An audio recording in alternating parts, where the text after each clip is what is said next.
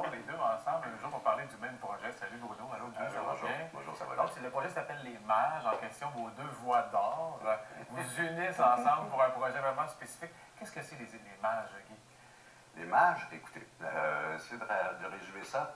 Ça raconte l'histoire des rois mages. Ça se passe à l'église de la basilique Notre-Dame. On fait à peu près le même personnage, c'est-à-dire moi je fais un moine qui raconte l'histoire des rois mages et Bruno chante la même histoire mais en grégorien. Ça nous sort de nos zones de confort habituelles. En grégorien, Bruno? Oui, je chante en latin, en fait. Du latin, oui. Et puis c'est arrangé moderne par Christian Thomas au niveau de la musique. Mais effectivement, on est en dehors de nos pantoufles. Moi, je t'entends chanter du jazz, du pop, du rock. Pas du latin. Non, c'est ça. Donc, tu as dû prendre des leçons, Ben, en fait, je travaille depuis cet été avec Christian et puis aussi un coach, Pascal, qui est un spécialiste des langues anciennes et qui m'a aidé beaucoup aussi pour la prononciation et tout ça. Et bref, depuis cet été, je fais du studio avec Christian pour me préparer pour le show qui commence vendredi. Donc, vous êtes tous les deux le même moine, un qui parle et un qui chante. Absolument. Puis il y a une chose assez formidable là, par rapport à notre projet, c'est qu'on fait ça avec un orchestre de 60 musiciens, un orchestre symphonique de 60 musiciens et une chorale de 120 personnes. Et ces gens-là sont tous des étudiants de l'école secondaire Joseph-François Perrault qui jumellent à leurs études académiques à peu près 10-12 heures d'apprentissage de musique par semaine dès qu'ils entrent au secondaire. Et alors, ils ont des professeurs assignés pour chaque instrument, que ce soit s'ils veulent jouer violoncelle, au bois, ils ont un professeur pour leur apprendre. Ils travaillent comme ça pendant 2-3 ans. Ensuite, les meilleurs d'entre eux font partie de l'orchestre symphonique. Ouais. Et alors, ils se promènent à travers le monde, ils font des tournées. Ils ont fait une compétition internationale il y a quelques années à Boston. Ils ont gagné le premier prix. C'est des choses assez courantes aux États-Unis. Ils ont joué à Carnegie Hall. Wow! Alors ça, c'est avec ces gens-là qu'on joue. Ça va de choristes qui ont 12 ans jusqu'à des violoncellistes qui ont 16 ans. Et moi, je vais vous dire, c'est probablement une des choses que je trouve les plus satisfaisantes dans le spectacle, c'est d'associer du monde comme Bruno et moi qui avons pas mal de métiers, avec des jeunes comme ça qui se donnent, qui travaillent plus que les autres s'ils allaient juste à l'école ordinaire.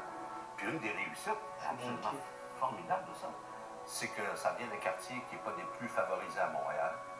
C'est l'école où il y a le plus haut taux de diplomation par rapport à des écoles comparables. Et c'est l'école où il y a le plus bas taux de décrochage par rapport à des écoles comparables. Et ils font plus de travail que les autres élèves qui ne sont pas associés à des études musicales. C'est un projet d'une vie. Un projet d'une vie pour ces jeunes-là, mais pour nous aussi. L'aspect aussi, je pourrais dire, familial de la chose, parce que le temps des fêtes, c'est souvent le moment où il y a des projets familiaux musicaux qui sont mis de l'avant. On sort en famille pour voir des shows, mais celui-là, c'est une création. Puis des créations où comme Guy disait, on implique des professionnels avec ces jeunes-là. Ça, c'est une affaire d'une fois dans une vie. Une dimension symbolique extraordinaire. D'ailleurs, cette école-là devrait servir de projet pilote pour plein d'autres écoles du Québec.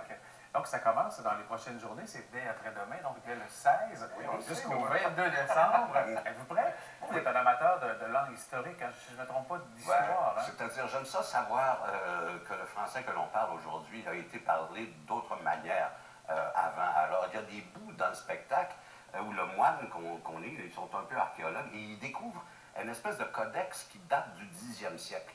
Et alors, on lit de ce codex-là.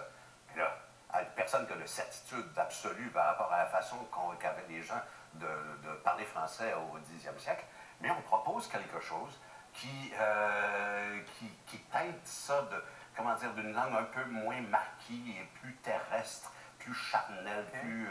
C'est de l'araméen, c'est ça?